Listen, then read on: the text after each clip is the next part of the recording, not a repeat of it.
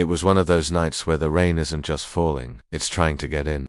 Each drop hammered against the flimsy window of the motel room like a tiny, desperate fist. The kind of place you only end up when you've run out of road, or maybe run out of luck. I was somewhere deep in Arkansas, the name of the town already a blur, lost to the miles behind me. The room smelled of stale cigarettes and a kind of damp despair that clings to everything. I hadn't prayed in years, not since I was a kid, kneeling by my bed, whispering requests for a new bike or a passing grade. But that night, sitting on the edge of a lumpy mattress, with the world feeling like it was closing in, I felt an old, forgotten impulse. I wasn't asking for much, just a sign.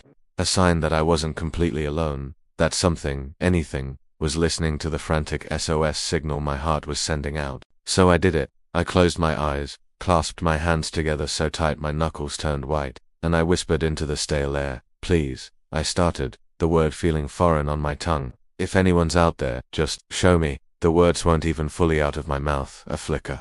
The single bare bulb hanging from the ceiling buzzed, and then blinked off, plunging the room into near total darkness.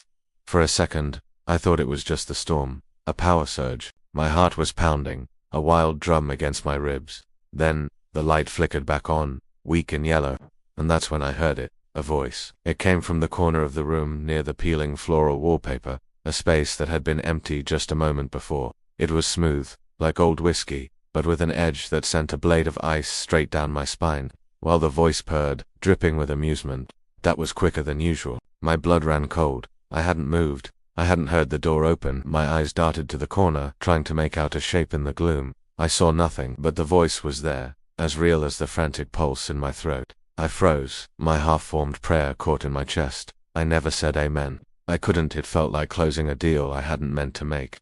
"Don't be shy," the voice continued. Closer now. I could almost feel the vibration of it in the air. "You called, I came. That's how this works, isn't it?" A plea sent out into the void, and something answers. My mind was racing, trying to find a rational explanation. The wind, the old building settling, my own exhausted, stressed-out brain playing tricks on me. But the voice was too clear, too distinct. It had an intelligence, a personality, a chilling, predatory personality. I finally found my own voice, though it came out as a strangled whisper. Who are you?" A low chuckle echoed in the small room, a sound that held no humor, only a kind of ancient, knowing satisfaction. "Oh, I have so many names. People have called me so many things over the centuries. But you didn't ask for a name, did you? You asked for a sign, a confirmation. Well, consider me confirmed." My gaze was locked on that dark corner, my knuckles still white from gripping my own hands. The rain outside seemed to intensify, lashing against the glass with renewed fury. The world outside the room had vanished. There was only the flickering bulb, the smell of decay,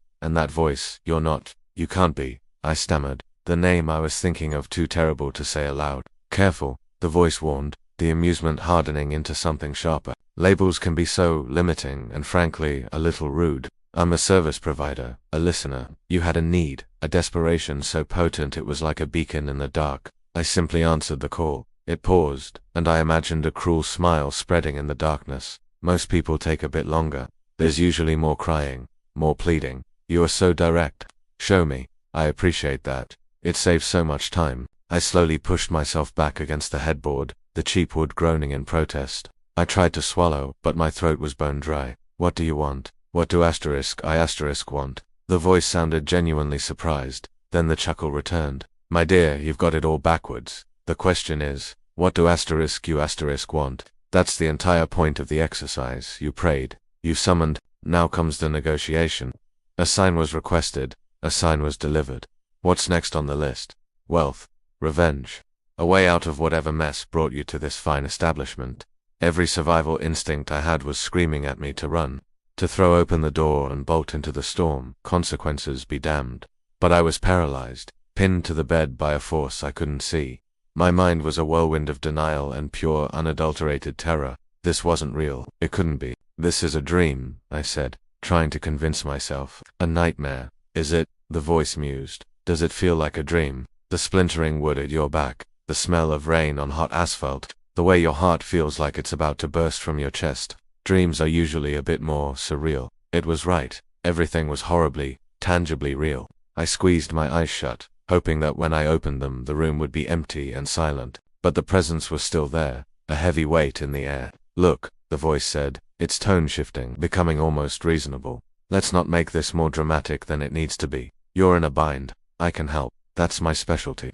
All I require is a little consideration, a small price for a big solution. I thought about my life, the mistakes, the wrong turns, the cascade of bad decisions that had led me to this roadside motel in the middle of nowhere. I was desperate. That's why I'd prayed in the first place. But this was a different kind of desperation. This was the fear of trading one prison for another, infinitely worse one. No, I whispered, the word barely audible. No deal. A heavy silence fell over the room. For a long moment, the only sound was the drumming rain and my own ragged breathing.